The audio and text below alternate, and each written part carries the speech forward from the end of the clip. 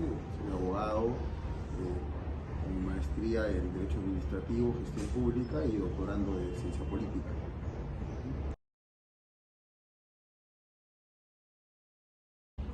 Sí, absolutamente. Lo que sucede es que el origen de los derechos humanos es connatural a la persona humana, ¿no? Y ahí justamente el Estado crea una ficción en la cual se le atribuye como un hecho natural, como un derecho natural al ser humano, ¿no? Es un constructo social, pero ese constructo social atribuye a la persona humana un derecho inherente a los derechos humanos por el solo hecho de existir, ¿no? Y se defiende justamente frente a lo que en algún momento Hobbes llamó el leviatán, que es ese poder que tiene el Estado restricto, ¿no? Exagerado, y frente a él el ser humano tiene que defenderse, ¿no? Si bien es cierto, todos cuando decidimos vivir en sociedad pasamos de ser individuos a individuos sociales, en ese contexto todos otorgamos un poco de nuestra libertad a una organización para que esta organización justamente nos regule, ¿no? Con el ejercicio de una violencia legítima, y es así como se conforman los estados que para su concepción y conformación reposan en diferentes teorías políticas y también en diferentes teorías económicas, ¿no? Para ver la organización del Estado, la parte orgánica, manejando un esquema conceptual en las partes dogmáticas de las constituciones. Es ahí justamente donde esa parte dogmática se transfiere y se traslada desde el esquema de los derechos humanos hasta lo que vendría a ser las propias constituciones, ¿no? Y los derechos humanos son universales, existe una declaración de derechos humanos con derechos fundamentales reconocidos por todos los países que se adscriben, para que exista en el mundo una armonía de respeto a la persona humana, ¿no? Y en ese contexto es que los derechos humanos son necesarios para defender al ser humano, a la persona humana, de cualquier exceso que pueda cometer el Estado.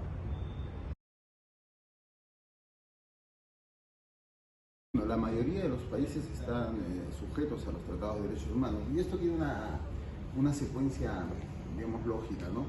En primer lugar, después de la posguerra, la guerra mundial, hubo la necesidad de los países de garantizar de alguna manera algunos derechos, y sobre todo, básicamente, el derecho a la vida, ¿no? Y sale el catálogo de los derechos humanos, que es la Declaración Universal de los Derechos Humanos, que algunos países, como Francia, por ejemplo, lo suscriben en forma íntegra, y otros países, como Perú, lo reconocen en sus tratados, ¿no? Y al reconocerlo en sus tratados, los derechos humanos vienen a ser un aspecto normativo, vinculante, de alguna manera, que se basa en esta formalización del tratado. Pero además de eso, los países reconocen en sus constituciones, en la parte dogmática, estos derechos como principios rectores de la Constitución, ¿no? Principios dogmáticos, de criterio general, de pensamiento. Y estos principios, además, a la hora que se tipifican, se escriben en la Constitución, se constituyen ya en derechos fundamentales, ¿no? Y son los derechos rectores de todos los otros derechos que desarrollan las garantías de las personas y regulan la convivencia de las personas en un contexto territorial y en un contexto social, ¿no? Frente a eso, nosotros tenemos sistemas de protección de los derechos humanos, ¿no?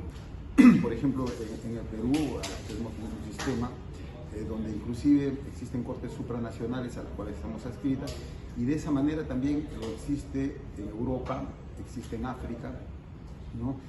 Pero en los países asiáticos no ha sucedido eso, ¿no? ¿Por qué? Porque los derechos humanos también parten de un concepto básico, que es el reconocimiento de la persona humana como en una calidad superior a cualquier estructura de Estado o a cualquier forma existente, a cualquier tipo de organización. Entonces, si tenemos, por ejemplo, países donde son teocráticos y su religión o sus formas de pensar, de existir, su poder constituyente, que es el poder soberano, originario, piensa y que el aspecto social es de una manera diferente, entonces los derechos humanos no pueden ser implementados, ¿no? O sea, no son válidos para ellos. O sea, los conceptos universales se reconocen por la mayoría de las personas, pero tenemos que entender que hay grupos humanos, grupos sociales, organizaciones que tienen pensamientos diferentes, ¿no? Y en esos países es donde no se implementan los derechos humanos.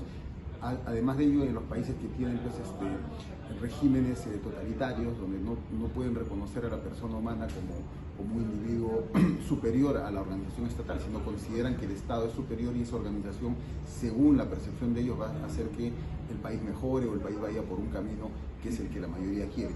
Pero lo que sí, como opinión personal, te comento es que no creo que exista un país en el mundo donde el poder constituyente en general, o sea, las personas en su mayoría, consideren que ninguna organización esté por encima de ellos, ¿no? La aspiración siempre de las personas va hacia la libertad, ¿no?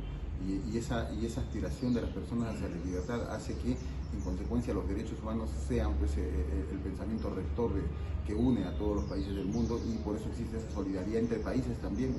Por ejemplo, teníamos en algún momento guerras en Medio Oriente, ¿no?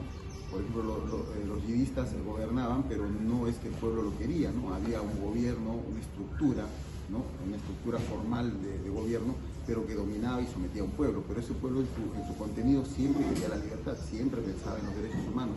Y es por eso que también se ha pensado en los derechos, aparte de los derechos humanos, en los derechos internacionales humanitarios, ¿no? Que van a regular los derechos de los seres humanos en estos conflictos bélicos que existen, ¿no? Entonces, siempre los estados se unen para eso, para imponer este criterio, que más allá de una ideología particular en la forma de administrar la economía, en la forma de organizar el Estado, prima el concepto fundamental de que el ser humano es la célula básica y es el origen y el objeto final del Estado, ¿no? Entonces no puede existir ningún Estado que sea superior al ser humano y a sus derechos.